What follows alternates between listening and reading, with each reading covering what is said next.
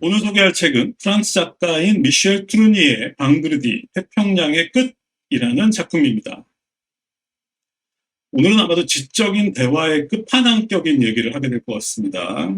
물론 그런 지적인 대화만 나누는 자리가 되지는 않겠죠. 제 생각에는 이 책을 통해서 어쩌면 우리 각자의 마음의 평화를 얻는 것과 더불어서 어쩌면 세계 평화의 가능성까지도 엿볼 수 있는 시간이 될 것 같습니다. 중요한 작가니까 오늘 작가 얘기부터 시작을 하겠습니다. 미셸 트루니에는 1924년에 태어나서 2016년에 세상을 떠난 프랑스 작가이자 철학자입니다. 이 작품 방드르디는 그가 40대에 들어서 발표했던 최초의 소설인데, 트루니에는 바로 이어서 마왕이라는 작품을 썼어요. 그래서 그 마왕이라는 작품으로 바로 콩쿠르상을 받았고, 그리고 그의 수준이 지나치게 높다는 것을 깨달은 관계자들에 의해서 곧바로 콩쿠르상의 종신 심사위원으로 위촉되어서 돌아가실 때까지 콩쿠르상 심사위원으로 일하시기도 했습니다. 여기서 끝이 아니죠. 우리가 흔히 미셸 트루니에 하면 흔히 이렇게 얘기를 합니다. 들레즈 친구라고. 네, 들레즈 친구라는 별명으로 불리기도 하는데, 그것은 이 들레즈가 트루니에보다 한 살 어려요. 그 들레즈가 현대 철학자 중에서 가장 중요하고 또 가장 난해하다고 평가받고 있는데, 트루니에의 작품 또한 그에 못지않다는 것에서 비롯된 말입니다. 그리고 그것만큼이나 중요한 사실 한 가지가 더 있는데, 그것은 미셸 트루니에가 소르본 대학에서 철학을 전공했는데, 그 철학을 전공할 당시 그의 스승들이 바로 바슐라르, 사르트르, 레비스트로스 같은 대단한 사람들이었다는 겁니다.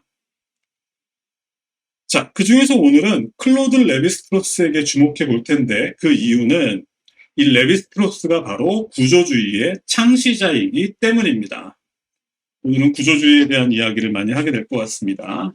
벨기에 출신의 레비스트로스는 인류학자 겸 철학자였습니다. 인류학자들이란 사람들은 인류의 특성을 제대로 파악하기 위해서 남태평양의 작은 섬에서 살아가는 소규모 집단을 연구하는 경우가 많죠. 레비스트로스 역시 유사한 방식의 연구를 하다가 문득 어떤 사실 하나를 깨닫게 되는데, 그것은 흔히 미개하다고 알려진 원시부족들의 문화가 실은 매우 체계적이고 수학적이라는 것을 깨닫게 되었습니다. 유럽인들의 눈에 원주민들의 그 삶이 미개하게 보일 뿐이지, 사실 각각의 구성원들의 수준이나 또 그들이 이뤄놓은 문화적 성과들은 유럽에 비해서 전혀 뒤처지지 않는다는 것을 깨달았다는 것이죠. 뒤처지지 않을 뿐만 아니라 유럽의 문화 수준과 남태평양 섬나라의 원주민들의 문화 수준이 대등하다는 것을 깨달았다는 겁니다. 자, 예전에 소개한 적이 있는, 역시 제렛 다이아몬드도 레비스트로스의 영향을 받은 학자니까, 총균세에는 이런 문장이 나옵니다. 내가 아는 어느 섬의 친구는 수백 가지 버섯의 종류를 정확하게 알고 있다. 당신들도 알고 있나? 이런 식의 문장이 나옵니다. 결국은 이런 문화인류학자들의 이야기는 어떤 의미냐면, 결국은 바라보는 관점의 차이일 뿐이지, 유럽인들이 아시아나 아프리카인들에 비해서 IQ가 더 높다거나 사회성이나 예술성이 더 뛰어나다는 증거는 없다는 것을 밝혀낸 거죠. 결국 모든 사람은 자신이 태어난 사회 구조에 적응할 뿐이라는 것, 이런 결론을 내게 되고, 바로 이것이 구조주의의 시작입니다. 아시아 사람들이 유럽 사람들에 비해서 미개하다, 머리가 나쁘다, 사회성이 떨어진다, 예술성이 떨어진다, 이것은 유럽 사람들의 생각인 거지, 그렇다라고 확실하게 얘기할 수 있는 증거는 그 어디에도 없다라는 거죠. 이것이 바로 구조주의의 시작입니다. 자, 이렇게 구조주의는 처음에는 질이죠. 그러니까 공간적 구조를 바탕으로 연구되기 시작했습니다. 그리고 이어서 시간적, 아까 미셸 푸코 말씀드렸죠. 시간적 혹은 시대적, 그리고 이념적, 문화적, 종교적, 정신적 등 모든 면에서 인류를 설명하는 가장 설득력 있는 이론으로 자리 잡게 되었습니다. 그리고 우리가 지금 살고 있는 이 현재도 구조주의의 시대라고 합니다. 구조주의적 시각이라는 걸 조금 쉽게 예를 들어서 한번 말씀드리자면 이런 게 있습니다. 제가 고등학교에 다닐 때 나이든 선생님들 중에 일본을 몹시 동경하는 선생님 한 분이 계셨어요. 근데 그분은 원래 나이든 선생님들이 수업 시간에 좀 딴 얘기를 많이 하시잖아요. 근데 그분은 틈이 날 때마다 이런 말씀을 하셨는데 일본인은 똑똑하고 부지런하고 깔끔하고 예의 바르다. 그런데 한국인은 멍청하고 게으르고 지저분하고 몰상식하다. 이런 이야기를 틈날 때마다 하셨어요. 우리가 익히 들어본 얘기입니다. 자, 이것을 그러면 구조주의적 문장으로 한번 바꿔보겠습니다. 그 선생님이 말씀하신 걸 구조주의적 문장으로 바꿔보면 간단한 결론이 나옵니다. 자, 이렇게 바뀌는 거죠. 똑똑한 놈, 멍청한 놈, 부지런한 놈, 게으른 놈, 깔끔한 놈, 지저분한 놈이 있기는 일본이나 한국이나 마찬가지다. 일본에도 똑똑하고 멍청한 놈이 있고 한국에도 똑똑하고 멍청한 놈이 있다. 그렇다면 일본인과 한국인을 구분할 수 있는 방법은 없다. 이것이 구조주의적 시각입니다. 자, 제가 방금 말씀드린 일본인과 한국인의 비교를 확장해서 생각하면 비로소 진정한 세계 평화가 가능해집니다. 자, 왜냐하면 우리가 평소에 흔히 이분법적으로 구분하는 예를 들어서 백인과 흑인, 여성과 남성, 청년층과 노년층 같은 구분 자체가 구조주의적 시각에서는 무의미해지기 때문입니다. 그냥 어느 집단에나 좋은 놈, 나쁜 놈, 이상한 놈이 있다는 평범하지만 유일한 진실을 만날 수 있기 때문입니다. 이것이 구조주의적 시각입니다.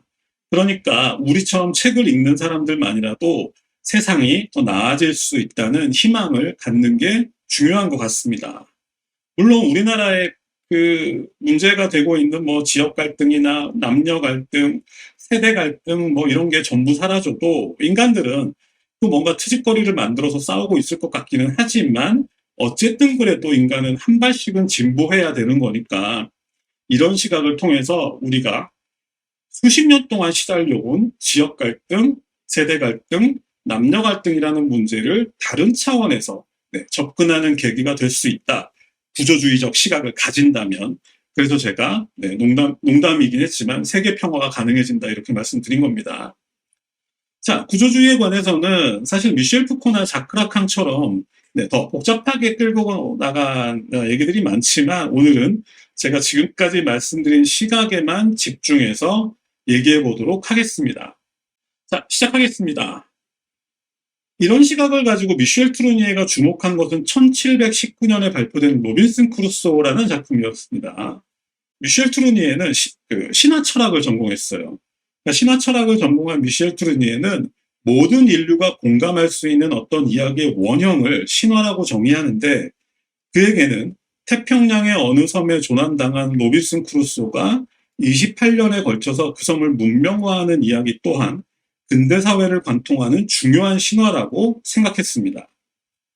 왜냐하면 그 로빈슨 크루소의 이야기가 신화가 되는 이유는 수백 년 동안 유럽을 떠나서 아프리카인이나 아시아인이나를 막론하고 모든 사람이 그 로빈슨 크루소라는 이야기에 공감했기 때문입니다. 모든 인류가 공감하는 이야기의 원형이 바로 신화라면 로빈슨 크루소도 근대 사회의 아주 주요한 신화라는 거죠. 그런데 이상하죠. 사실 로빈슨 크루소를 다들 보시거나 이야기를 알고 계시겠지만 사실은 유럽이 아시아를 식민지로 만드는 얘기예요. 그런데 그것에 대해서 유럽인들뿐만이 아니라 아시아인이나 아프리카인들도 공감한다는 겁니다. 이상하죠. 자, 근데 그것은 바로 이렇게 가는 거겠죠. 유럽인들은 자신들이 다른 인종에 비해서 우월하다는 확신을 갖고 있는 상태였고, 그리고 그 밖에 아시아인이나 아프리카인들 또한 그것에 암묵적으로 동의하고 있다는 사실을 증명하는 겁니다. 이 로빈슨 크루소에 모두가 공감한다라는 얘기들. 그리고 1967년도에 미셸 트루니에는 이런 결심을 하게 됩니다. 그런 거짓된 신화를 부셔버리겠다. 자, 이게 바로 구조주의적 시각입니다. 결국 트루니에가 구상한 작품은 구조주의 문학에서 가장 뛰어난 작품으로 평가받게 됩니다. 이것이 바로 방드르디, 태평양의 끝이라는 작품입니다. 다들 아시겠지만 이 작품의 제목 방드르디는 영어로 프라이데이를 얘기하는 거죠. 로빈슨 크루소가 구한 원주민 소년의 이름이 프라이데이였는데 트루니에는 데니얼 디포의 소설에서 이 프라이데이가 너무 멍청하게 그려지는 것에 화가 났다고 합니다. 로빈슨 크루소에서 프라이데이하고 로빈슨 크루소가 처음 만나는 장면을 보면 그 그림插화가 있어요. 그러니까 프라이데이가 로빈슨 크루소의 발 밑에 고개를 숙이고 엎드려서 절을 하고 있고 로빈슨이 그의 머리 위에 발을 올려놓고 있는 장면입니다. 가장 상징적인 장면이에요. 프라이데이는 바닥에 엎드려 있고 로빈슨 크루소가 자신의 발을 프라이데이의 그 머리 위에 올려놓고 있는 그림이에요.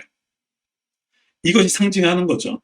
그래서 트루니에는 자신의 작품에서는 유럽 문명의 건설자를 상징하는 로빈슨 크루소에게 전혀 밀리지 않는 방드르디라는 캐릭터를 창조하기로 결심했습니다. 물론 여기서 중요한 거는 그렇다고 해서 이 방드르디가 로빈슨에 비해 더 뛰어났다는 뜻은 아닙니다.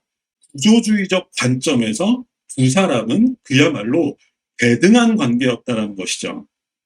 이게 바로 트루니에가 이 작품을 통해서 하고자 하는 이야기입니다. 그렇게 탄생한 소설이 바로 이 작품 방드르디, 태평양의 끝입니다. 자, 책을 펼치면 굉장히 상징적인 장면들이 많이 나와서 처음에 볼 때는 해석에 굉장히 어려움을 느끼게 되는데 일단 주요 흐름을 파악한 후에 보면 대부분 자연스럽게 풀릴 수 있는 이야기들입니다.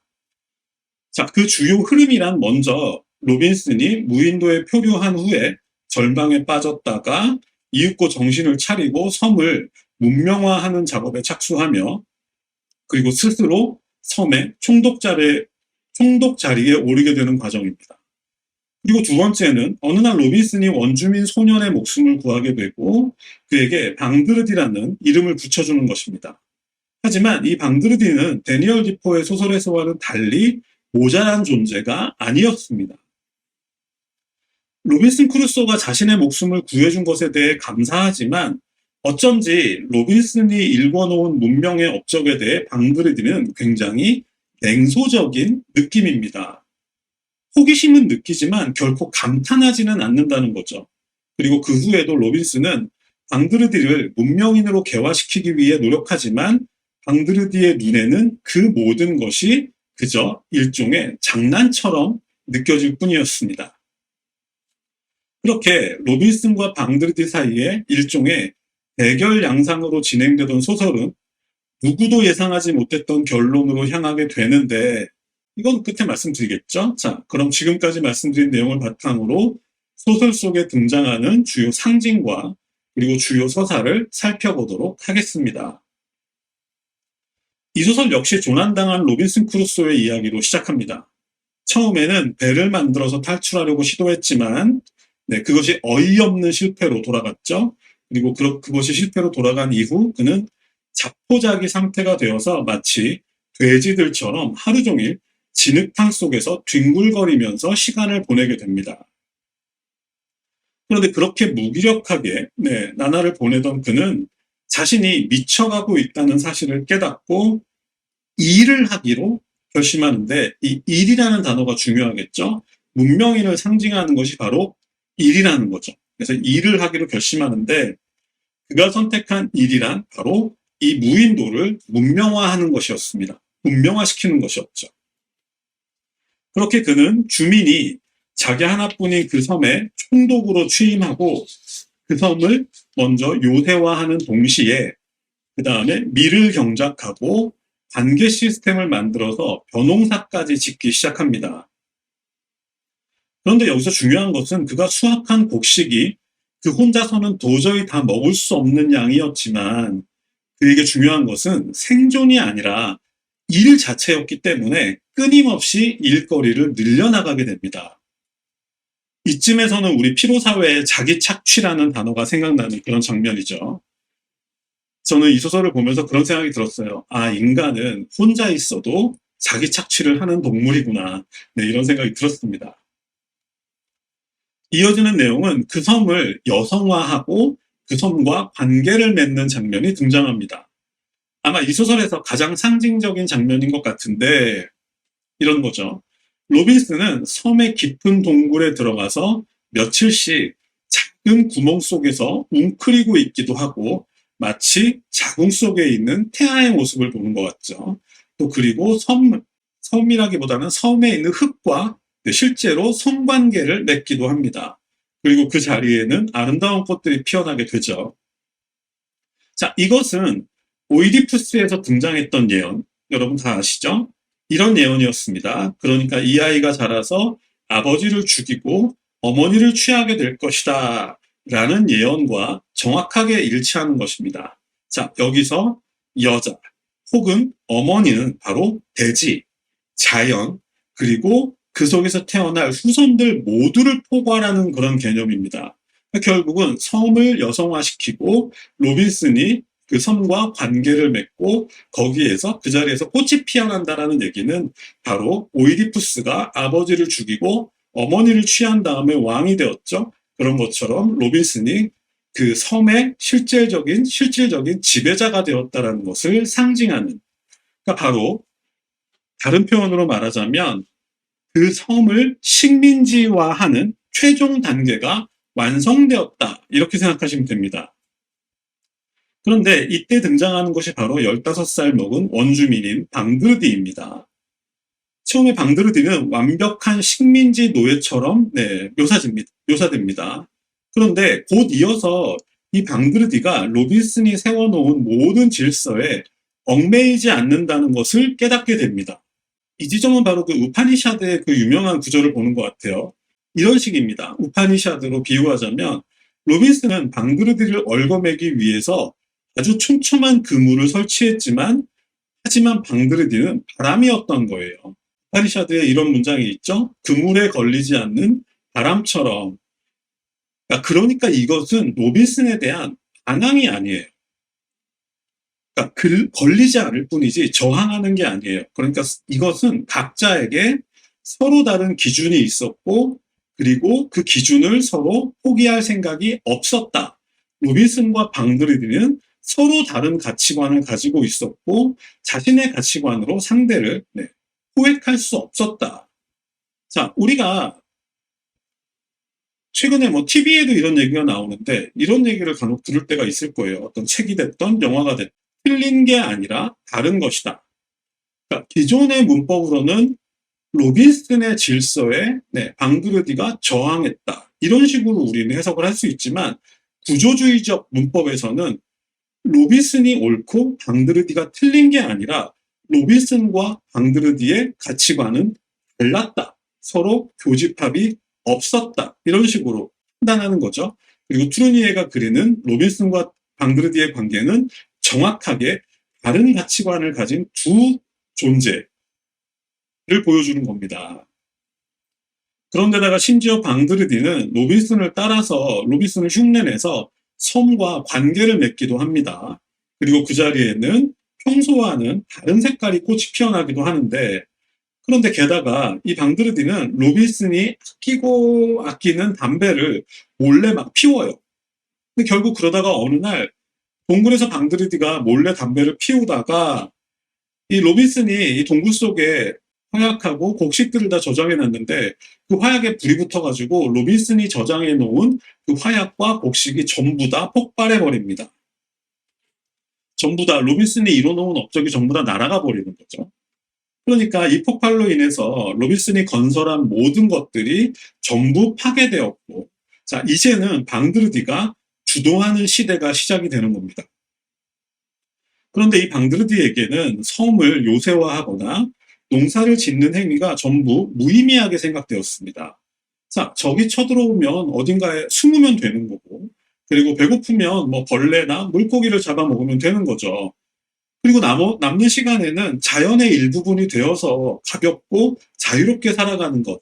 이것이 바로 방드르디의 가치관이었던 겁니다. 자, 이때 가장 상징적인 장면이 등장하는데 이런 겁니다.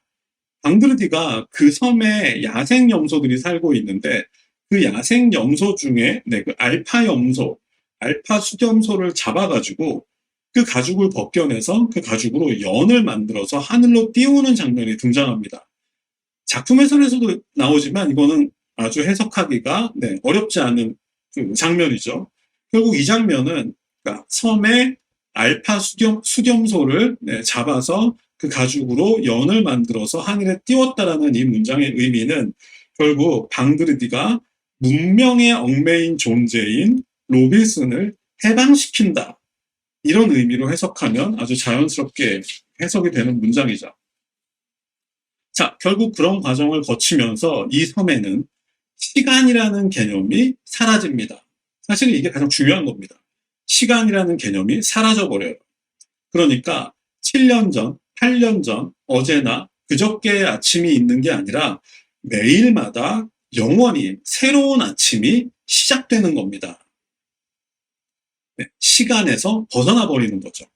그리고 이 아침을 불러오는 것은 태양이겠죠. 그리고 태양은 어떤 문명에도 속하지 않는 절대적 기준일 것이고, 그리고 로빈슨은 비로소 자신을 둘러싸고 있던 유럽 문명의 속박에서 벗어나서 태양을 통해 모든 것을 새로운 시각으로 바라볼 수 있게 되는 겁니다. 이것이 트루니에의 결론입니다. 그러니까 트루니에는 로빈슨으로 상징되는 유럽 문명이 더 우세하다거나 아니면 방드리드로 상징되는 아시아 문명이 더 위대하다거나 이게 아니라 두 문명이 만나서 하나의 새로운 제3의 문명을 창조해야 한다라는 말을 하고 있는 겁니다. 그래서 마지막에 태양이 등장하는 거예요. 그리고 이 소설의 마지막은 이제 탈출 장면입니다. 데니얼 디퍼의 원작에서 로빈슨은 무인도에 표류한 지 28년 만에 고향 영국으로 돌아갈 수 있게 됩니다. 자, 프라이데이는 섬에 남죠. 마치 이 장면에 이런 모습을 보는 것 같습니다. 유럽인이 아시아에 선진 문명을 전달해주고 아름답게 떠나는 모습이 연상되는 장면이죠. 로빈슨 크루소는 영국으로 돌아가고 프라이데이가 남아서 그 섬을 통치하는 거죠. 이것이 유럽인들이 생각하는 아름다운 그 아시아 문명화 작업의 일환이겠지만 실제로는 그들은 그렇게 아름답게 떠나지는 않았죠. 예를 들어서 스페인 같은 경우는 스페인이 남아메리카를 착취한 게 500년 전이었어요. 그렇죠? 500년 전 남아메리카를 착취한 그 결과로 지금까지도 부자로 먹고 살고 있습니다. 그러니까 문명을 전해주고 아름답게 떠나지는 않았다는 거죠. 제가 알기로는 스페인 사람들이 당시 볼리비아 인구의 95%를 죽인 걸로 알고 있습니다. 총규제에 나오는 얘기죠. 그 정도로 유럽인들의 그들이 말하는 아시아에 대한 문명화는 그렇게 아름답게 이루어지지는 않았다는 겁니다. 어쨌든 원작과는 달리 방드르디에서 원작에서는 로빈슨이 영국으로 떠나고 프라이데이가 섬에 남지만 이 방드르디에서는 로빈슨이 섬에 남고 방드르디가 영국으로 떠납니다. 거꾸로죠. 자, 로빈슨 크루소가 왜 방드르디에서 왜 섬을 떠나지 않기로 결심했나? 이것이 가장 중요한 건데 그 이유는 바로 이런 겁니다. 이미 시간이라는 굴레에서 벗어났는데 굳이 또 그 시간에 얽매여 사는 미개한 곳으로 돌아갈 필요성을 못 느끼는 거죠. 그러니까 이미 로빈슨 크루소는 유럽 문명에 비해서 더 나은 대안을 찾아냈는데 다시 회귀할 생각이 없는 거죠. 그래서 로빈슨 크루소는 섬에 남기로 결정하는 겁니다. 대신 방드르디가 떠나는데 이 방드르디는 동성애자인 걸로 보이죠. 참 문명적이지 않으면서도 대단히 매력적인 캐릭터인 것 같습니다. 저는 이 방드르디를 볼 때마다 그 프랑스 작가인 프로스테르 메리메라는 사람 아세요? 메리메라는 작가가 있습니다. 여러분들이 좋아하시는 오페라 카르멘의 원작 소설을 쓴 분이죠.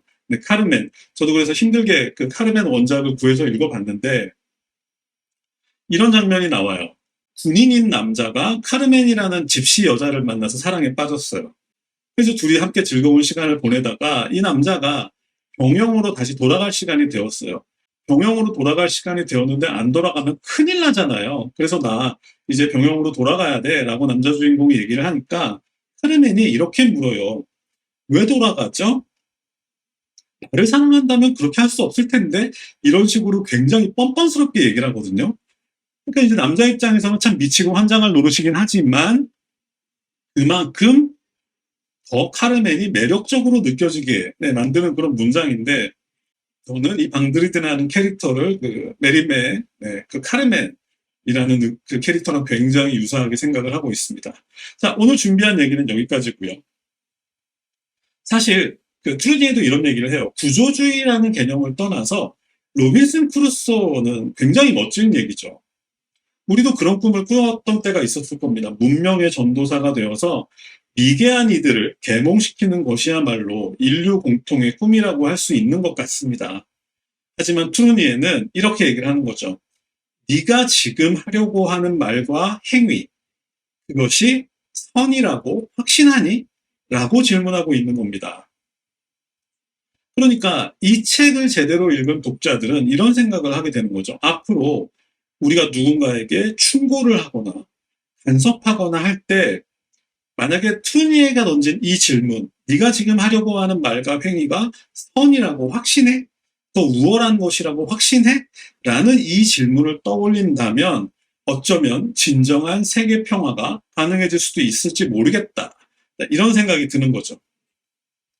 물론 인간들은 머리로는 알아도 막상 그 상황이 닥치면 쉽지는 않죠. 그래서 세계 평화가 어려운 게 아닌가? 뭐 이런 생각도 들었습니다. 자, 오늘 준비한 얘기는 여기까지 하고요.